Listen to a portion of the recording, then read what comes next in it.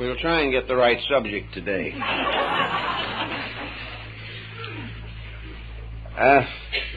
Raymond Lully, who was one of the great early alchemists, once pointed out that the great tragedy of the concept of alchemy was the transmutation of metals. Basil Valentine, monk of St. Bennet, had the same thought when he wrote into one of his books, "Woe to the gold makers." Now, this is an interesting thought because our subject this morning essentially is esoteric alchemy. And the history of alchemy itself divides into two distinct branches that have descended from antiquity, possibly originating in Egypt. The word chem in both chemistry and alchemy is an ancient name for Egypt. El is divine or sacred, and we find it used in the Bible in such terms as Elohim, and of course the deity of Islam is Allah. The divine prefix would indicate that alchemy is a spiritual art, a divine secret science. The great texts of alchemy have come principally from the Hermetic background at the beginning of the Christian era. And probably there were alchemical schools in Alexandria at that time. Also, we have early records of alchemy in China and in India. And it seems that from a very far back, there has descended a double concept of chemistry. Physical chemistry having to do with those areas of knowledge which are now considered scientific, and spiritual chemistry, which was definitely a sacred art. In practice, what is the difference in these two systems? I think probably Paracelsus summarized this rather well when he pointed out that the alchemical transmutation was impossible unless the alchemist himself was in the process of transformation. He could not sit back with his bottles and test tubes and retorts and consider his art simply another way of advancing chemistry or a way of replenishing his own financial needs. So we find, as is today, that chemistry is largely dominated with the profit concept, the idea of wealth. We are making all kinds of chemical experiments for various reasons, some of them very good, some of them very dangerous, but always with a certain concept of return in material wealth for the good or the evil that is done. So that largely chemistry is a material art dominated by scientific inquiry and not in any way involving any necessary spiritual overtones. The chemist does not have to be a person of great faith. He does not have to have had a metaphysical experience. He does not need to believe in metaphysical or mystical procedures. He is simply working with physical tests and physical texts.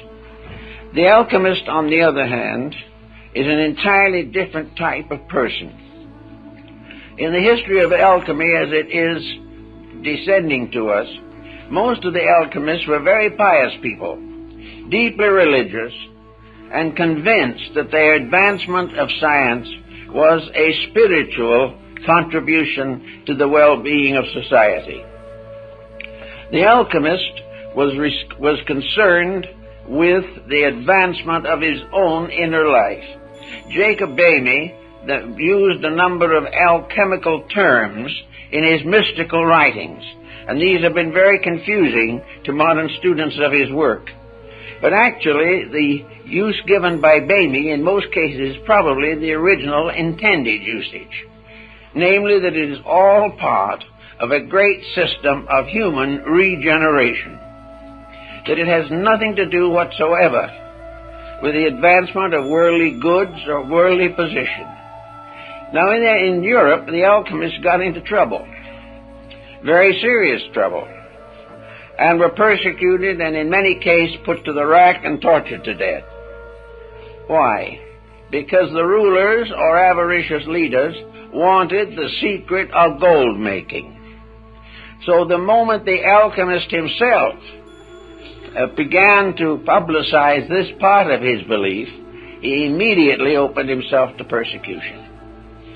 So that the gold making as a science brought many of the alchemists to destruction. Also, the manufacture of gold or any other precious substance without control by the state could result in the bankruptcy of the world. So the ancients were very careful on that point. Now the question then remains is, can gold be actually manufactured? Not whether it should be or not, but can it be? I think the answer has to be in the affirmative. It can be.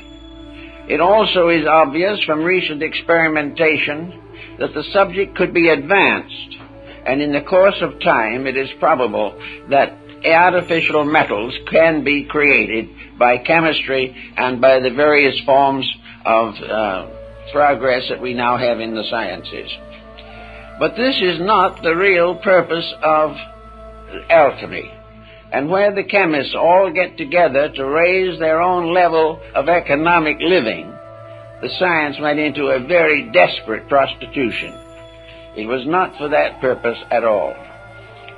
The earliest alchemists that we know were using symbols at a very early date. Many cases, the symbols have been accepted as literal pictures, and this has led to further confusion. We know, for instance, that in ancient alchemy, the great retort in which all the experiments were being made was the solar system itself, viewed as a globe, within which all the chemistries and alchemies of existence were taking place. We know from our own researches in more recent times, and the ancients certainly believed, that this world in which we live is a great theater of mysteries, the major secrets of which have never been solved.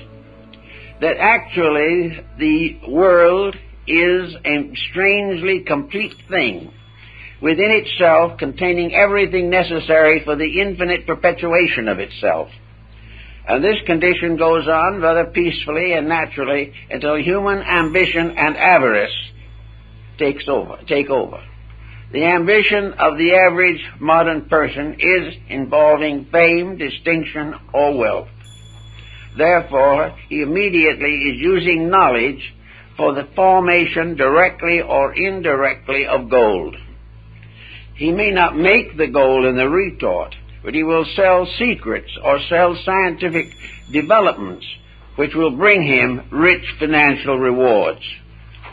Now we might say, what harm is this? Well, one of the reasons why it is extremely dangerous is because the moment we begin to experiment with the basic laws of existence, we are very apt to forget their own integrities. Natural laws have to be obeyed, and modern thinking is not of the obeying type. We are not interested in obeying natural laws. We are interested in changing them to fit our conveniences.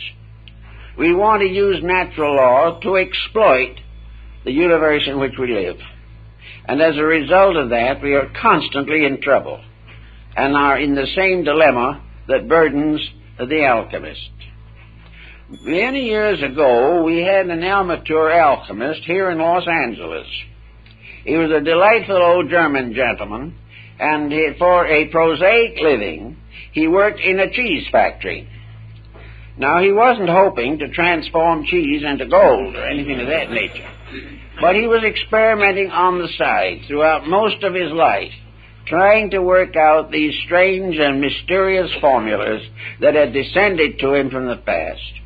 Before his passing on, by the way, which occurred many years ago, he gave most of his alchemical books to our library. But he passed on definitely certain that there was an answer, but that he had not been able to live long enough to find it. Then we had another gentleman who was engaged in alchemical speculation. He followed every rule in the book that he could find, and of course soon found that every book had a different set of rules. This is always confusing and very frustrating.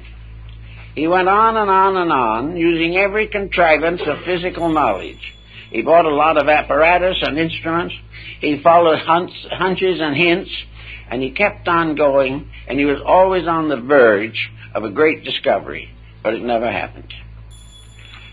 The one thing that he did not do, as I tried to point out to him on a number of occasions, he did not have a deep, abiding love of God, faith, or mankind.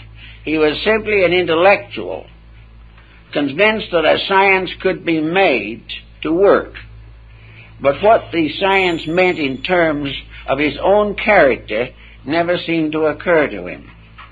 Now, when we go into the alchemy of China and India, we find almost immediately that the symbolism moves from pure chemistry and things of that matter to all kinds of vibratory patterns which we know in life. Alchemy in China was tied in with music and the musical scale, the harmonics of life.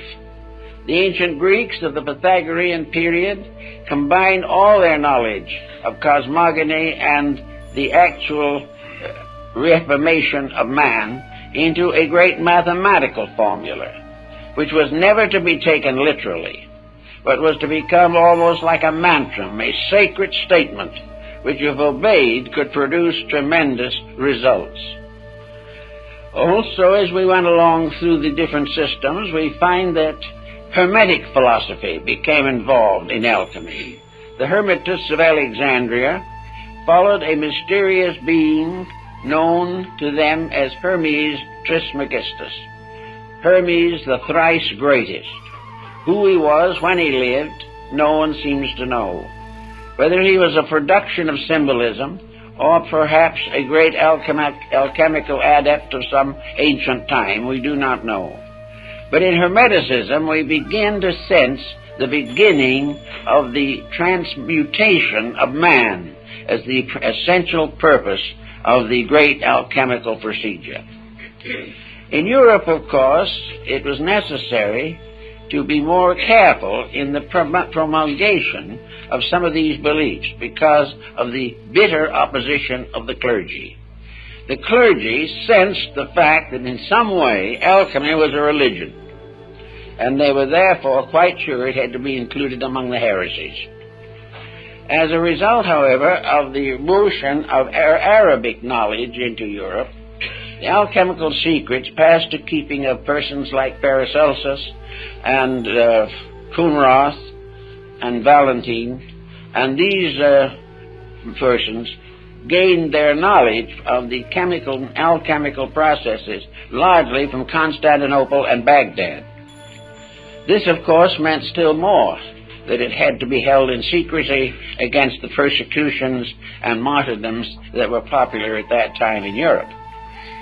So we find alchemy in many parts of the world recognized probably for what it actually was, and that is a series of symbols intended to convey a major operation concerning the transmutation of man himself. Without this transmutation, none of the great good things that we dream of can come about. Therefore, the elixir of life, or the philosopher's stone, was that power by means of which all good things could come to pass, wherein all errors and forms of ignorance could be overcome, and where the human being himself would gain complete control of not only his own life, but the laws governing it. Therefore, we come to this particular thought that seems to be very much in the medieval alchemical tradition, and that is there any proof of transmutation? Do we have any actual evidence of things being completely altered? Has there ever been a scientist that could completely alter anything? He could modify it, yes. He could improve it to a degree. He could destroy it always. But the process of actual transformation of a thing from what it is to something totally different. This has been a question that has been of concern in alchemical researches for ages. The answer, of course, is extraordinarily simple. The answer lies in the human body itself. The process of digestion of food requires the transformation of elements. It requires an almost instantaneous adaptation of certain principles to special usages for which they were not originally intended. It is possible, therefore, for food which is taken in to in some way maintain a life principle which is not the food, which is not in the body otherwise, but it must be used to nourish the spiritual ends or principle in the human being.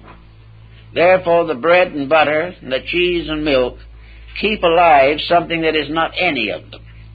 Keep alive a thing which throughout life will continue to cause the heart to beat, which will continue to circulate the blood and nourish the functions of the human being until the end of life.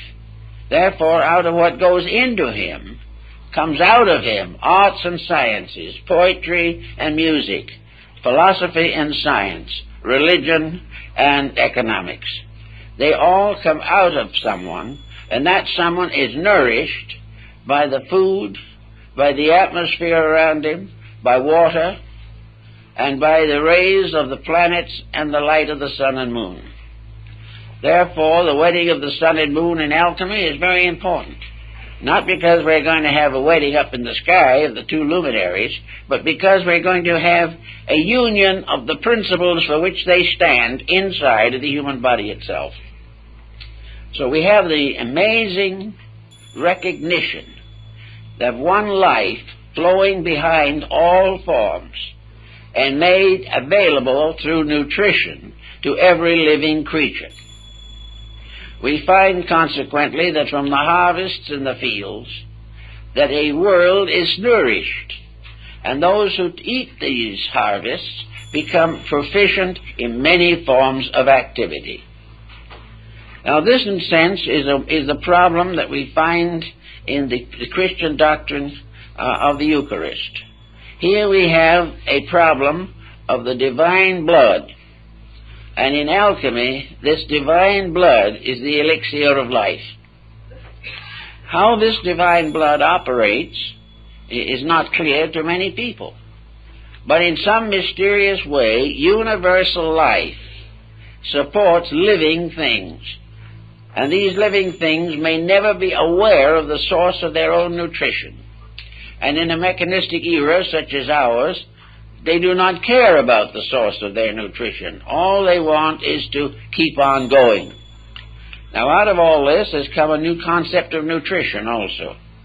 A concept involving vitamins and proteins and carbohydrates, an entire system of nutrition based upon the development of highly specialized nutrients from the various food materials that we eat.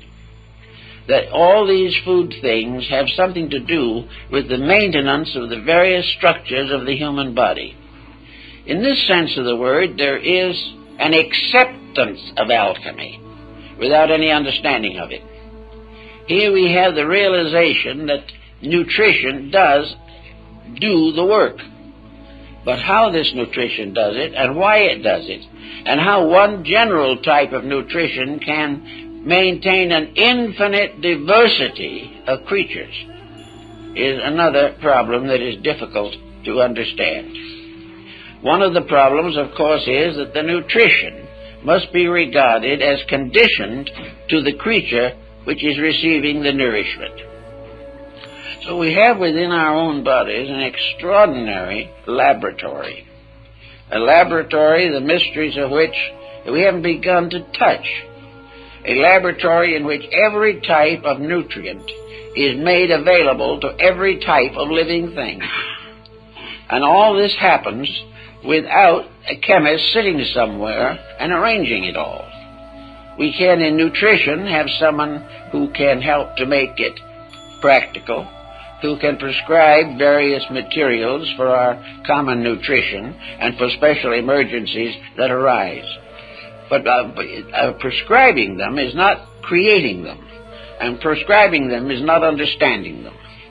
It is simply that we have gradually come to know that certain materials have certain effects, and we depend upon this to maintain the procedures which we hope will strengthen and lengthen our life expectancies. Now, immortal life was one of the beliefs of alchemy. So they had a number of very quaint and unusual concepts about this matter. Some of these concepts are very difficult to understand even now. But we know that they definitely believed that there were in the world a few individuals who had solved the mystery of alchemy. And the master of all the alchemists was Elias Artista, the most celebrated of all the Hermetic adepts and philosophers. No one really knew him, although we do have 2 or 3 early books in the library in which alchemists describe a meeting with him. But Elias Artista was the symbol of the perfect alchemist. He had a number of disciples, however, who came very close to him in achieving the ends which he sought. And the powers of Elias were such that he would appear in laboratories where worthy persons had worked very hard for years and given them a hint or a little advice to advance their researches. Then he disappeared and was never seen by them again. He appeared in many nations and in many different appearances. He spoke many languages, but he is supposed to be an eternal person, living on and on, because there was nothing within himself to cause him to die. Death has to be the result of causes, and life expectancies are increasing constantly. But life expectancies to reach phenomenal extension of time are now either a phenomenon in themselves, or else they are the result of very serious scientific conditioning or constitutional ability to adapt nutrition over a longer period of time than is possible to most people. The alchemists also pointed out that the beginning of the alchemical experiment was, of course, to remove all friction from life. By friction we mean wear and tear. Now, what is wear and tear? Well, to most people, wear and tear is doing the things they have to do and have no particular interest in doing. Wear and tear is also the result of the lack of control of the mental, emotional, and physical activities of the individual. All of these activities use energy. A large part of the energy we use today we waste. We are not conserving it. We are not taking care of this mysterious vitality that comes to us. We are allowing it to be expended in all kinds of useless ways. Of course, we have to make physical adjustments for employment and things of this nature. But at the same time, it isn't the work necessarily that is the greatest cause of problem. It is the attitude toward the work. It is the lack of enthusiasm, the lack of recognition of significance of the things that we do that depresses. Then emotional relationships, out of hand, can become a terrible enemy to vitality. Worry, fear, anxiety, all of these use up part of this alchemical nutrition that is constantly being made within ourselves. If we waste it, we can no longer have it. If we use it unwisely, it is dissipated. And gradually, to keep on with the artificial attitudes that we have, we undermine the necessary functions of the body. So the alchemist, first of all, declared that the master of all arts was God. Deity was, in a sense, the extra-personal, perfect alchemist. because in deity all things continue according to the divine will. How this will operates, man does not know exactly. But he does recognize, if he is mystically inclined, that there is a tremendous background of eternal wisdom behind the things that happen in nature. And so deity becomes the perfect force behind generation and regeneration. The deity brings forth the seed, the plant, the flower, and the fruit. And then that seed becomes the next generation of the same. And in alchemy, these seeds are called the tears of God, because they are the weepings which produce life everywhere. The symbolism is strange and obscure, but we can gradually work some of it into a pattern if we try hard enough. We must begin with what the alchemist begins with, base metals. We must begin with things as they are here, visibly and inevitably. We cannot build our alchemical formulas from elements or substances not available to us. So the beginning of all things is to recognize that the first operation is a transmutation of physical factors, elements, and properties. In other words, purification. If it's mercury, it must be purified. If it is sulfur, it must be purified. If it is salt, it must be purified. And if it is man, he must be purified. Everything begins with the purification or the removal of the dross, which limits the value and limits the survival of elements, principles, and substances. So we start with the concept of a pure material with which to work. The alchemist is given various clues and keys on how to achieve this pure material.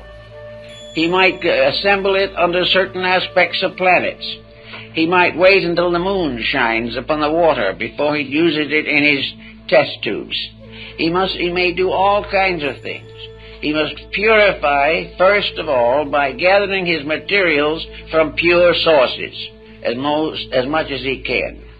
Most of the great experiments of Paracelsus and many others were possible because of the pure high atmosphere of the Alps. Here materials were uncontaminated. Here things grew to the fullness of themselves. And here in his day there was no smog or congestion. These pure materials, having been found, become the basic elements with which to work. Now, you may have to go out and work and look and search for a long time to find a pure material in workable condition, something that you can actually use. Now, the same problem applies to the person himself. The alchemist must first purify his own body and his own nature. Until the body is cleansed, its various processes cannot be refined, because actually all the purification in man, all the integration and organization of his abilities and capacities, all the improvement of his nature through learning, through meditation, through contemplation, all of these things lead up to, contribute to, and make possible a final internal illumination. The final secret has to come from inside. Therefore, everything has to be refined until the soul of itself is available. And in man it is his own soul. And until this is available, he labors in vain. Now, the things that have to contribute to this progress must be considered as disciplines or as first steps toward achievement. They represent, first of all, man's recognition of his responsibility to the life principle which exists in him and in which he exists. This principle is divine, sacred, and the most valuable and mysterious thing in the whole world. Unless the individual is true to this basic principle in his own life and his own way of living and thinking, he cannot hope to advance in the cause of spiritual alchemy. So he must do everything possible to make his own life reasonable and normal. Now, this doesn't mean that he has to depart from society or go into some refuge on the top of the Alps. It means, however, that there must be an establishment of basic harmony within himself. Harmony is the proof of the compatibility of the elements. Harmony is the ability of different chemical elements to work together, and this is only possible when they are purified, for in their gross form they will never be compatible. Salt and sulfur in the form of the physical elements that we can buy in a store can never be compatible. Therefore, it is necessary to cleanse them both, refine them, and take out of them those elements or parts which are the cause of conflict. It is not the spirit of sulfur or the spirit of salt that is in trouble.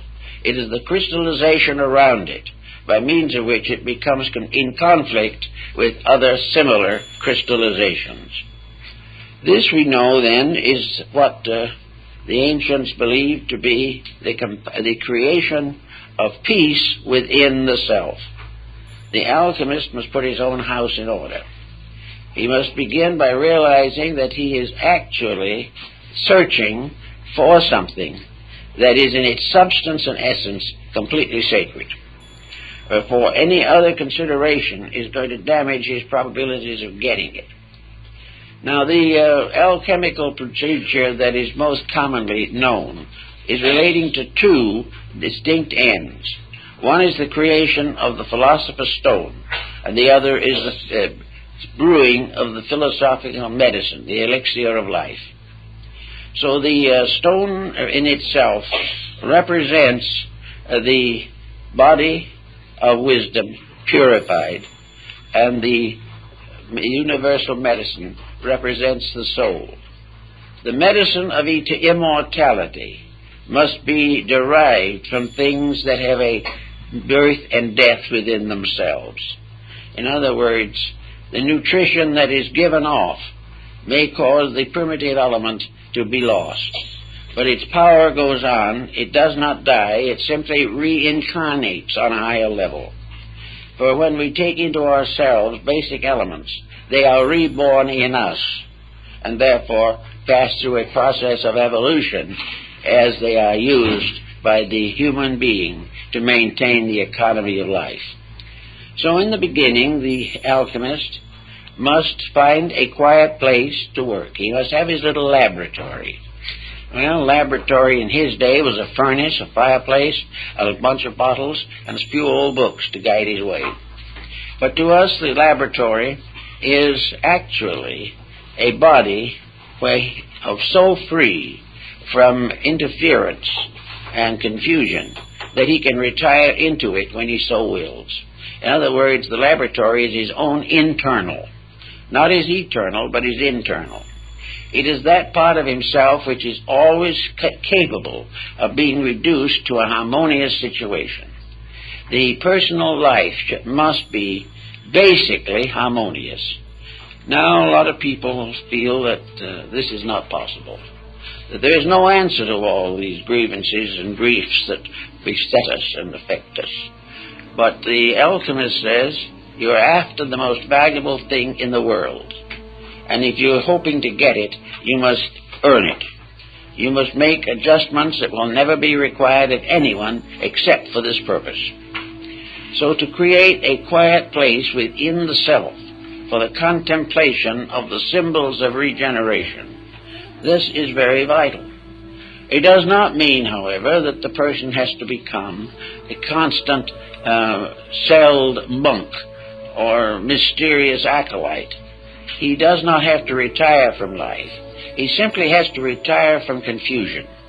He has to reject the idea of confusion within himself. The acceptance of confusion is a form of ignorance.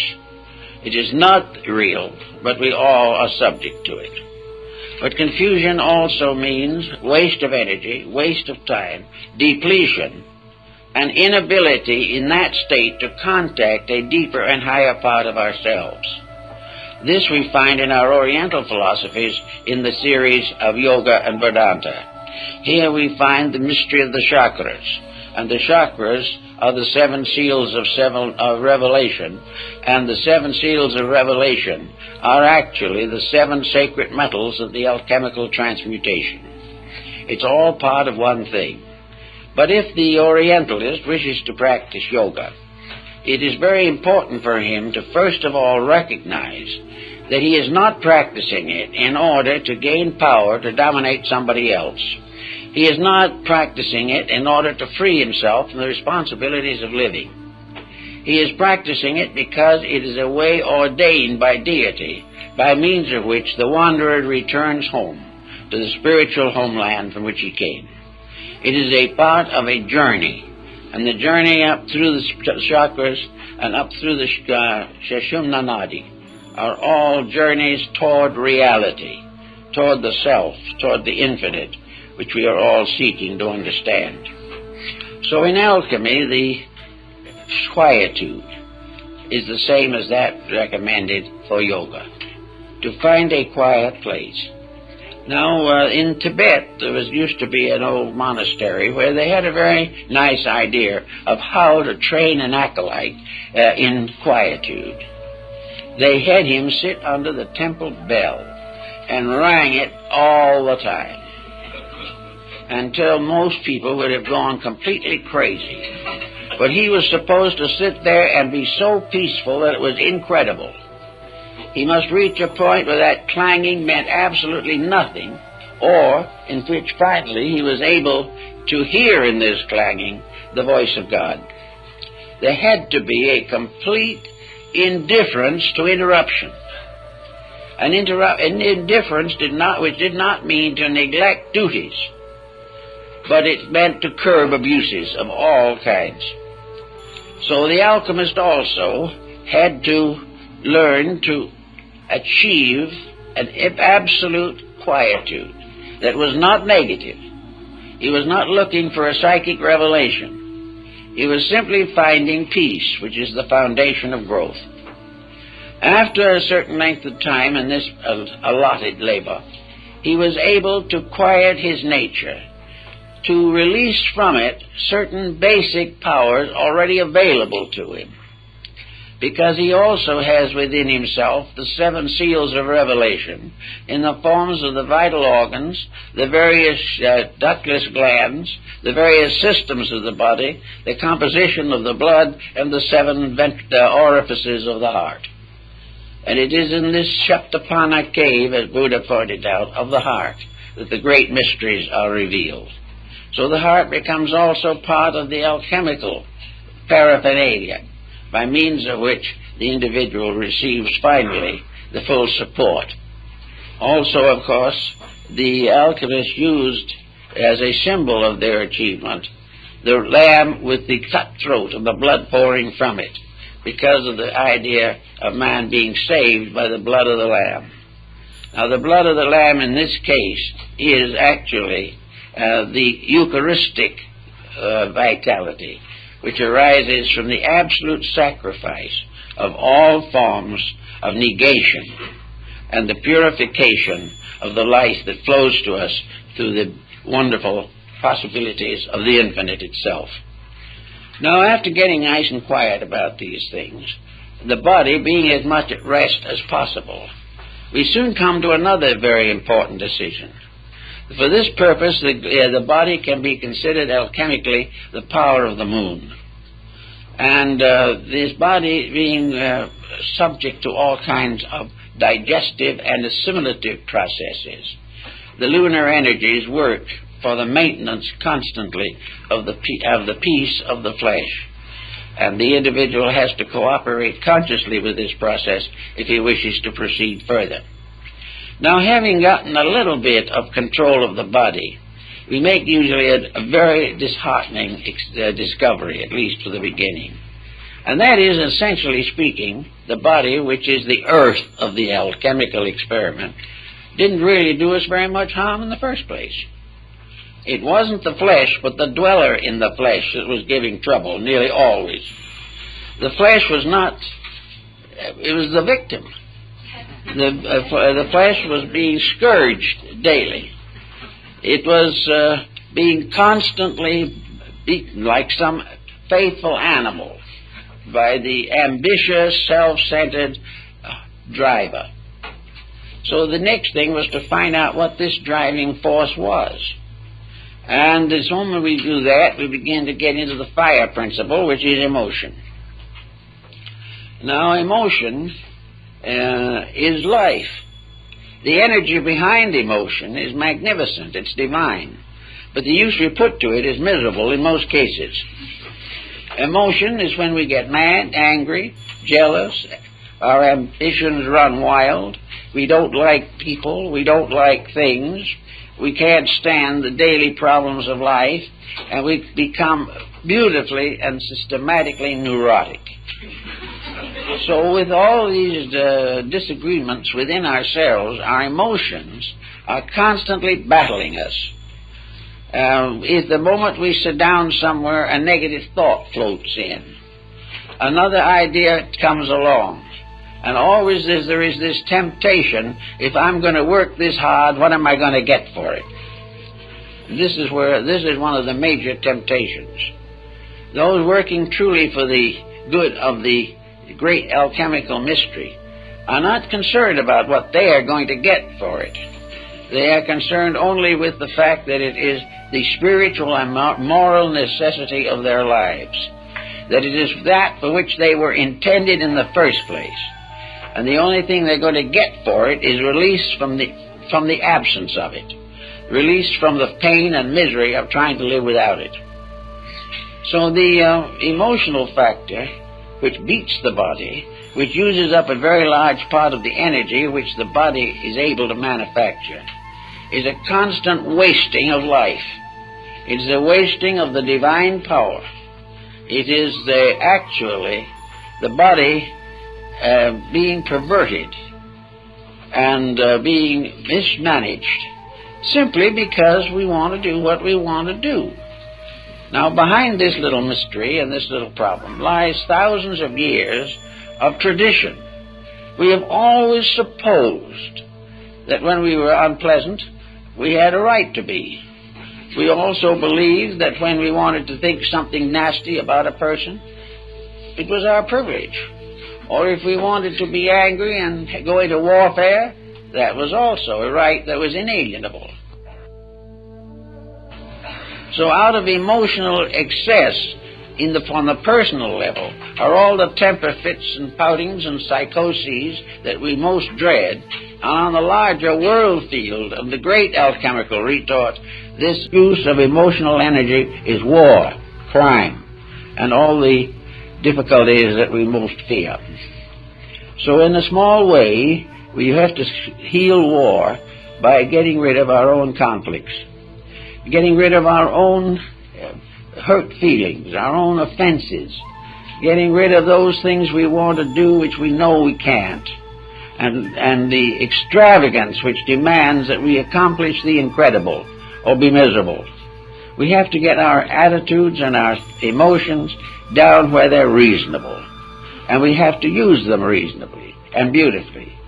One of the best uses, of course, of emotion is art and music and things of this nature. But in the ordinary commonplace of things, it's kindness, it's affection, it's the natural friendliness of human beings. And where this increases strongly, there is a change in body chemistry. The emotions no longer persecute the body. They no longer offer the body on the altar of their own ambitions. They do not destroy. They do not nurse grievances. They waste no time remembering past events. The only thing that we remember from the past is experience which is helping to make us better now. So gradually we relax the emotional content. Now the emotions can be beautiful, and the emotions that are beautiful are well worth cultivating. But here again, they must be sincere, they must be real, they must be naturally within a pattern of normalcy. Even the best emotion gets into trouble if it becomes hysteria. Then we have passed on to the next level of this complicated pattern, and that is the mind level. As the emotions sit around making trouble for the body, the mind arrogantly stands up and makes trouble for both. It is a detriment to the emotions, and it is a further detriment to the body. The mind sets the body in great habits, and these habits are mostly unreasonable. The mind is the final basis of career. It is that which we learn to do well so that we can get rich doing it. The mind is planning forever to make a millionaire out of the body. And the body, being unable to stand all that pressure probably drops dead after the first 10 or 20 million.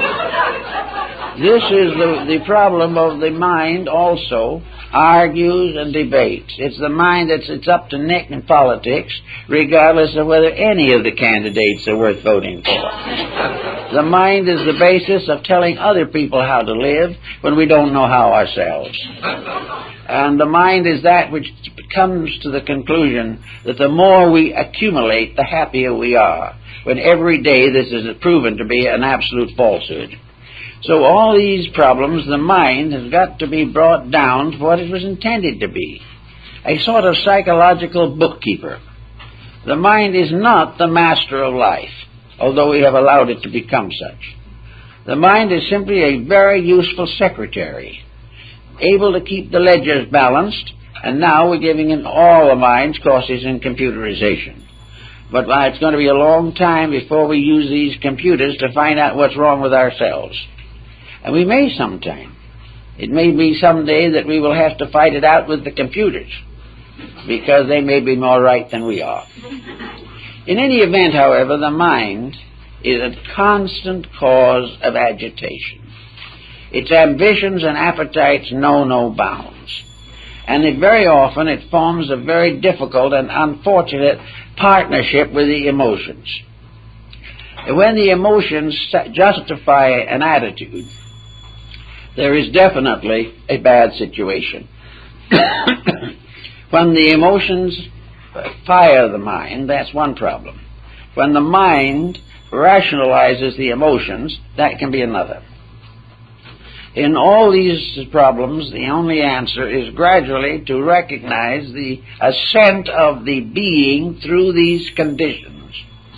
These are the stories that we have in the great system of the ancient mysteries.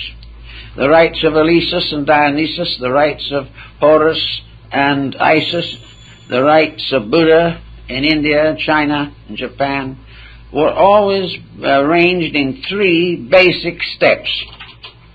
And these three basic steps represent the three great levels of the personality. That part of ourselves which we have some inkling of, but have very little understanding. They have also become the basic Blue Lodge degrees of Freemasonry, and many other fraternal orders have the same trichotomy of rituals and symbols. So the three together constitute what might be termed the visible or tangible temples. In the body, these three powers are the grand masters of life.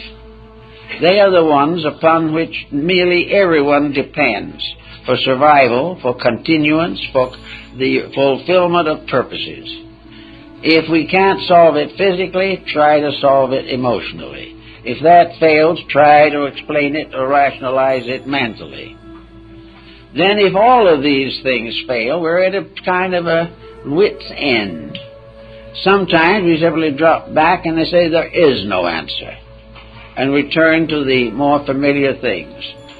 Those of a more idealistic nature look upward and see above these three steps something else, perhaps God. That's something they still have to transcend more than they have realized was necessary. But for our personality and for the experiments of salt, sulfur, and mercury, we have the threefold body and the auric or magnetic field in which it functions. Now, the magnetic field is a very curious thing, because it is also a mass of chemical factors. The magnetic field is a constantly changing compound of interactive energies. The magnetic field is like a bottle that is being violently shaken after a whole group of materials have been put into it. Now, when we look at the situation symbolically, the magnetic field is a bottle. And it is the bottle that contains the three parts of our own lower nature, each one of which has a magnetic overtone. And when we begin to realize this, we begin to see that we have interactions here as well as in the body. In fact, we have to explain, for instance, why a temper fit will cause a headache, or why indigestion will result in serious emotional complexes. The answer is simple. They don't do it that way. The troubles arise in the difficulties in the auric or magnetic field due to intemperances of attitudes. If an individual is angry, the magnetic field blazes up and really practically burns out most of the other values, for the moment at least. If the individual is depressed, the magnetic field fades down to a shadow. If an individual is in the presence of contagion and is healthy, the magnetic field can protect him from infection. If, however, he is depleted and goes into the presence of it, he may catch the ailment. So the magnetic field, in constant motion, emotion forms, thought forms, and bodily essences make up this particular area. And if there is any deceit, any falseness in the personality, it will show in the magnetic field, although the individual may try to talk himself out of the problem itself. If you have a temper fit and you say it was justified, you are not sure of that, because it's not only justified if it does not result in trouble in the magnetic field. The magnetic field is not interested in your excuses. It is not interested in your explanations. It is interested in the chemical interaction of values. When you pervert a value or misuse it, the magnetic field bears witness. And the moment it bears witness, the magnetic field's resources are depleted and the individual does not feel so well. Little by little, abuse of the various emotions, thoughts, and bodily functions will result in the exhaustion of the magnetic fields. And when that exhaustion is complete, the individual simply leaves this world. He cannot function if the energy fields do not sustain him. So it is very important to maintain harmony. And this was one of the great principles of Pythagoras, that the world had to be maintained as a musical instrument, that it had to be in harmony always. And the individual in his personal life is also a musical instrument. He is the Veena of Shiva, the mysterious instrument that plays the majestic music of life. If he mistakes his destiny or misuses his powers, he is simply in trouble. Now, most of the alchemists got about to the point where they were beginning to sense some of these values, and then they went into a doldrum, because having gone to as far as the mind could take them, they found themselves at the entrance to the promised land, but they could not enter in. They did not know how to handle that which lies beyond. They had listened carefully, and as Faust in his laboratory, they had read all the great books, they had studied all the mysteries, but there at last they stood with all their lore, fools no wiser than before. Something was wrong. The great search ended in a frustration, not in a great reward which they had hoped for. Now, the only answer to this was to do what Lully and Valentine and Coonroth and many others did, and that is check over what has happened. What did happen? Why is this sudden block that is impossible for most people to get through? And the final decision was that this block was the absence of a faculty higher than the mind. The mind could only go a certain distance. Even though the most beautifully trained mind, it could not fulfill the ultimate. There has to be something higher than the mind, without which the great experiment cannot be performed. Now, in the alchemical parlance, when Elias Artista visited the alchemist, he sometimes gave him a small amount of the transmuting powder. He put it in his ring, or he made a tiny little vial which was worn around the neck, and 1 grain of this powder would transmute 1,000 times its own weight into solid gold. Well, there was a lot of talk about that, but the grains were few. But it was known that in some cases they were. It is believed that Roger Bacon offered to finance the Crusades for England as a result of the ability to transmute base metal into gold suitable to be minted. All these legends and fables go on, but the main story of the thing seems to be that Elias Artista, or one like him, appeared at the proper moment to give some type of instruction, something more than the alchemist alone had achieved. The Elias never occurred or never appeared unless the disciple was in every way worthy.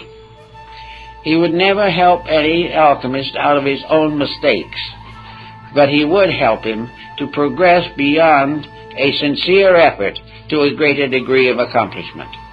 And of course, in the alchemical tradition, there were 7 stages of adepts and masters relating to the science. Therefore, it was a long journey at best, but it was also a journey which every step brought with it a greater sense of inner security and sincerity.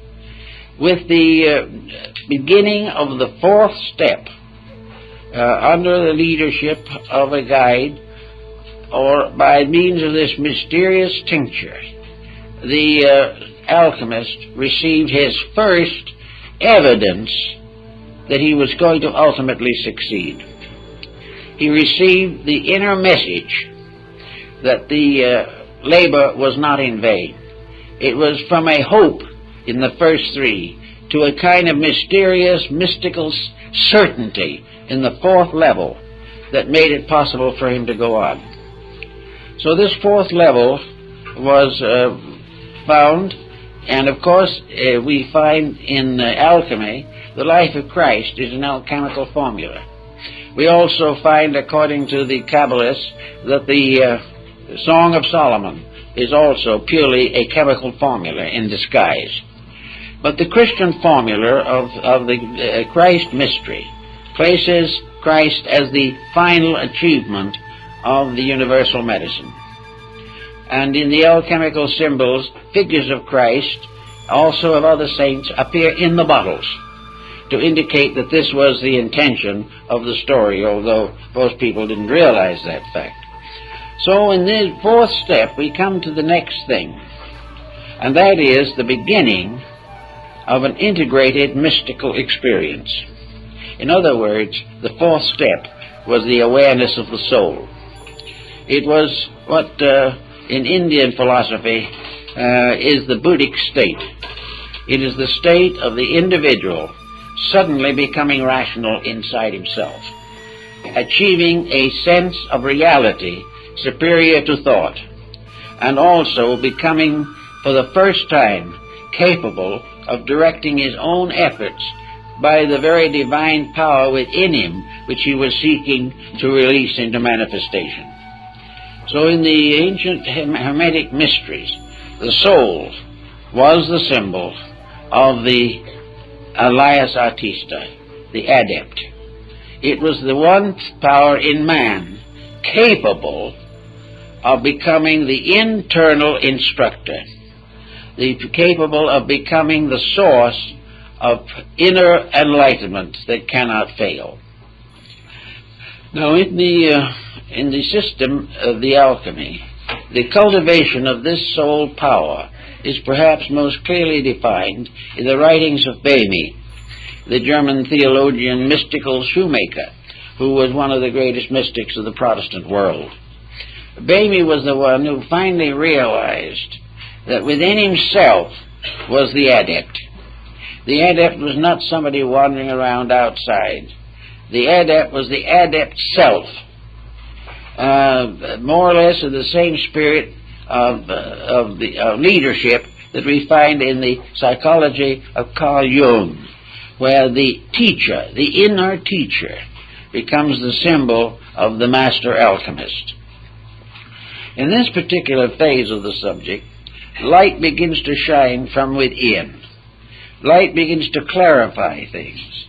The eye begins to see through the blind spot in its center. The world becomes more and more translucent. The elements become more and more understandable.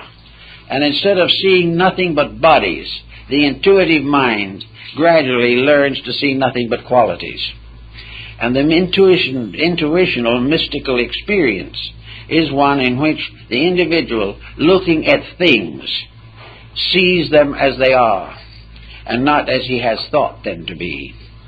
He sees the rock and the stone and the star, not as he does with mortal eyes, but from an inner vision which projects a higher level of sight.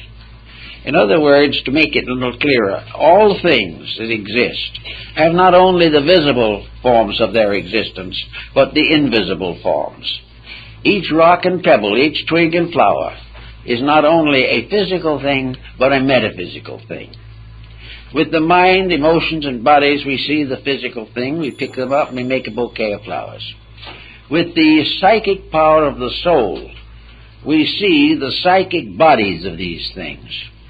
We see the magnetic fields of them. We become aware of their degree of growth in the development of their potential. We also become able to watch clearly the result of combining them. We see the compatibilities and incompatibilities. We see the elements that work together and the works that cannot be reconciled. So little by little, as we work with the soul eye, we become aware of the universal soul. For the first time, we are capable of seeing the quality of life. This is well noted in some of the early visions of the Platonic writers and many other mystics who were able to behold the invisible shapes of things, and in seeing their shapes beholds their natures. For while the physical body cannot change greatly, the psychic centers within the body are in constant motion and constant agitation. It is also possible for the alchemist to discover something that perhaps he has never fully realized before. He may have believed it, but believing and knowing are two different things. He knows, for example, that no matter where he turns, or what he looks toward, or what he examines, there is nothing in the entire universe that is not alive. Even the grain of sand is a living mystery. Everything is alive. And in the great aliveness of things, the magnetic fields of all these different forms gather in the magnetic atmosphere of the universe. It is a very great and important subject for careful study. But in any event, with the beginning of this dimension of value, the alchemist begins to discover how to accomplish the mutations which are necessary to his art. He knows the principle of sublimation. He knows the cycles of recapitulation that have to be used, because gradually he sees that alchemy is only a symbolic representation of the entire process of universal activity. Everything is part of the same great pattern, and this pattern unfolds as we become capable of understanding it. The pattern is never more nor less, but our relation to it is forever changing as a result of personal growth. A disillusionment or a frustration, these leave scars in this great pattern. but in the course of things we go on in any event to that which is necessary to us. As the result of the development of the soul cycle factor, we are reminded of Nicolas Flamel, a Schreiner in France, who became an alchemical adept. He and his wife Pernella both worked together and finally accomplished the projection. Then what did the good man do? Flamel simply took all that he had made, with all of his arts and all of his struggles, and dedicated it to the building of churches and the service of the poor. And in the Yard of the Innocents in Paris, his Church of the Innocents stood for centuries, but was finally destroyed during the Revolution. When I was in Paris last time, I tried to find where the church had been. I finally found the Square of the Innocents, now a little park, but no building. And in the yard of the Musée Clément in Paris are stones from the ancient church. This church was ornamented on the outside with the hieroglyphics of the achievement of the great work. But the whole process was based upon the simple fact that Flamel had dedicated everything that he learned, every advancement in knowledge, simply to the relief of suffering. He had no intentions of profiting by it himself.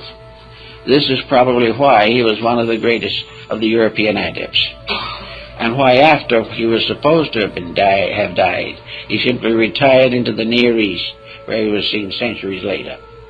But in any event, when you get to this level, you begin to work with the chemistry and alchemy of life. It is no longer little materials in bottles. It is vast concepts experienced within the unfolding massiveness of human projection. Little by little, the entire mystery goes on until finally the individual, from an intuitive procedure, forms a reunion with the divine part of himself. And having made this union with the divine part of himself, he then goes on to the further steps of the great transmutations. He finds himself gradually lifted up into the hierarchies of life, but never, however, for personal gain, never for glory, never for wealth, and never to escape pain. These things are processes of growth, and the pains and sufferings that we have are the impairments which by our own policies we know no better. It is not a fault. It is one of those things that nature has presented to us for contemplation, and which we must face whether it is happy or not.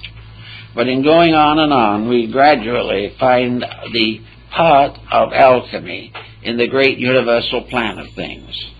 We find that the planet itself is in a state of constant alchemical transformation. We know that the solar system is moving from one level of evolution to another. We know that the whole cosmos is coming in more and more into perfect harmony with its own rules. These different forms of life, therefore, we find, have a tendency, as time goes on, to be absorbed into higher forms of life. It isn't that sometime that our planet will simply disappear or go forever and we will cease because of it. It simply means that evolution is a growing. And when we outgrow the experiences that we are facing in the 20th century, we will no longer be subject to the confusion and sorrow of these experiences. We have to solve problems. And the alchemist's problem was to solve the mystery of himself.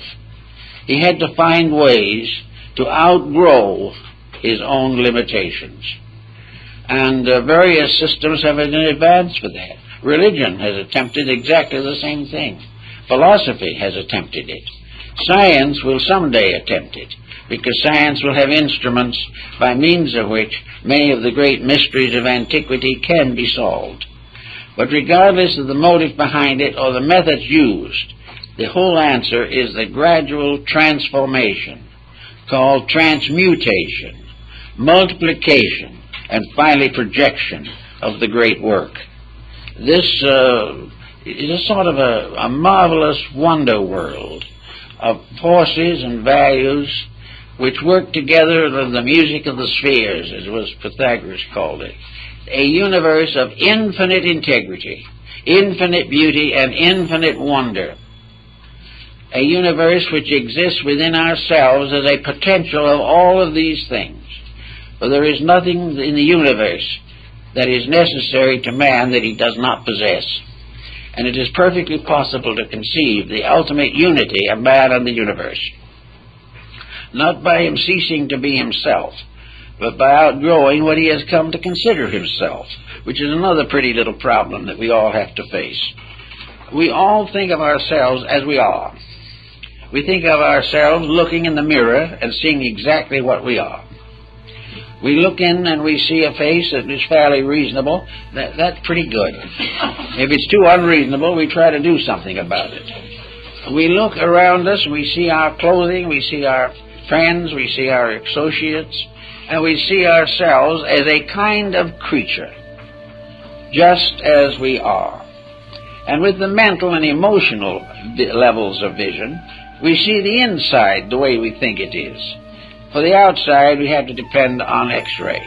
But on the other phases of it, we look inside, and we see ourselves as a more or less complicated mass of conflicts and contradictions. We realize that we have nothing to brag about if we want to be really honest about it. But we always can think of something to brag about. And all these infirmities, weaknesses, limitations, we take for granted. The individual is what he is. He's going to be here a little while, then he's going to leave. Where he's going, most people aren't very sure. But in any event, we take this selfness as it is to be ourselves. This selfness is the thing we've given the name John Doe to. And whenever someone says John Doe, we stand up. We recognize ourselves by these forms utterly and completely. We recognize ourselves as a separate entity somewhere in the world of creatures.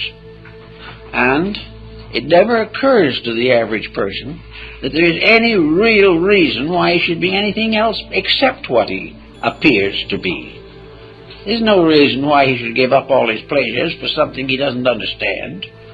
There's no reason to assume that he could ever be any more than he is. Science is very doubtful about that. He thinks he might, in the course of millions of years, become an animated computer, but there's no proof of that. We just don't know, but we assume that as we are is it. So it's from that standpoint, we are locked in the lowest level of achievement. But the only other answer seems to be to try to make as it is as comfortable as possible. We don't want to suffer more than we have to. We do not want to do anything that is going to inconvenience us.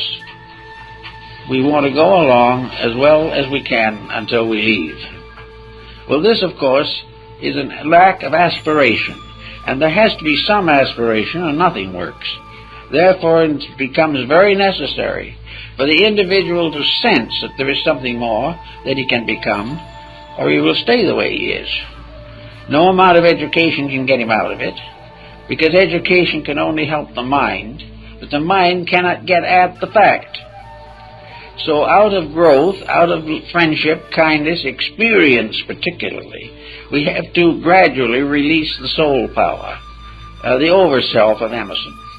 We have to release this inner superiority and give the best of ourselves immediately the rulership over the rest of ourselves.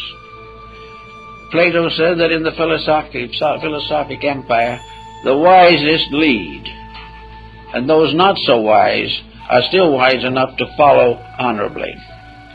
To the individual, the best part of himself must be the leader of the rest. For the moment he rests leadership upon any contaminated level of his own consciousness, he is in trouble. So he tries to go along the best he knows. But The alchemist was a kind of a being apart, a natural mystic. And there have been many mystics that were not alchemists, but were also on the same general level. There is a part of society, it's a small part, unfortunately, that has discovered within itself the need for growth, the need to become more, that there are certain nagging questions that we need to answer in order to live well now. And we also have to know more about more before we can get along with the little that we do know. Gradually, we have to increase in all these values in order to make life in this world suitable to us. We have to try and find the answers to war and corruption. We realize that as we are now, even though we may never be in a war ourselves, we are in a war with and conflict with our neighbors and our families and within the biological structure of our own bodies. Therefore, something has to be done to arbitrate these things. So the way of arbitration is a slow process of discipline, by means of which we ascend through the three personality factors of our lives and come into harmony with the fourth level, which in the ancient astronomy was the level of the sun, the fourth orbit. Then we have to take the body and the psychic, or the soul, and wed them in what the alchemists call the marriage of the sun and moon. All of these things are interesting experiences and philosophical thoughts, but out of them come certain simple things.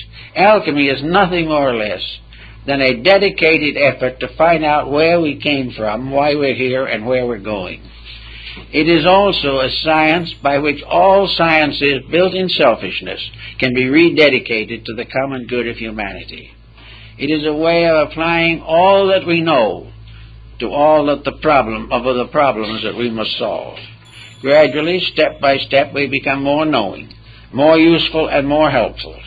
And we become better citizens here, and whether we realize it or not, we're better citizens of eternity. So the alchemical symbolism is a lovely metaphysics. It is a gracious and beautiful approach to one of the great problems of daily existence. And every individual in his own personal life can be an alchemist. He can be a worker with the divine chemistries of living. He can work with the chemistry of adjustments with society. He can work in disciplining his own nature. He can develop integrities and kindliness and gradually transmute his life from a self-centered effort to succeed into a soul-centered effort to serve the great cause of life. As these changes take place within himself, he will find that he is gradually being transmuted.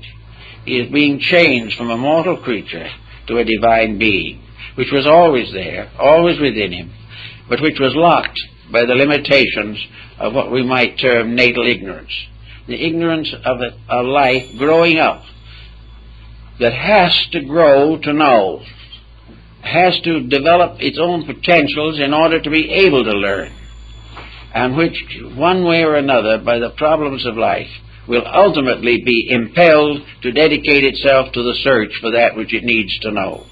If we put all these things together and work them out, we will be, I think, good alchemists, good mystics, good Christians, and good followers of the great ethical principles of the world.